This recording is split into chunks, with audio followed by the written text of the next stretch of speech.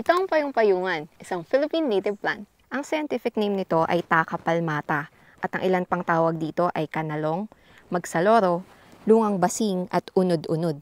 Isang understory plant ang payong-payungan. Dito siya sa ilalim ng mga matataas na puno at halaman tumutubo. Madalas, hindi siya kapansin-pansin. Pero pag namulaklak o namunga na siya, makikita natin kung bakit payong-payungan ng isa sa kanyang mga local names. Kita niyo dito may dalawang layers. Itong nasa baba, ito ang kanyang mga dahon na hugis kamay o kaya palad. Kaya ang kanyang specific epithet ay palmata. Tapos merong mas mahabang tangkay. Ang tawag dito ay scape. Isa itong uri ng peduncle o yung mga tangkay na humahawak sa mga bulaklak o prutas.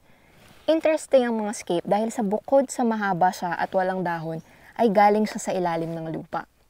Pag sinundan natin itong scape, sa taas ay may parang mga dahon. Pero hindi ito mga dahon. Ang tawag dito ay involucre or involucrum, mga grupo ng bracts o modified leaf na pinapaligiran ang bulaklak o prutas. At kita nyo nga dito sa gitna ng involucrum ay ang mga bunga ng payong-payungan. Green siya sa ngayon pero eventually ay magiging pula siya. Mukhang masarap yung pulang bunga ng payong-payungan, no? Pero hindi ito kinukonsume ng mga tao.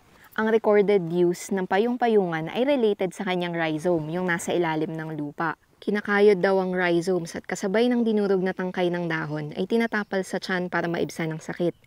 Tinitake din daw ang mapait na kinayod na rhizome para sa menstrual issues. Ayun, sa inyo ba, anong tawag at gamit sa payong-payungan?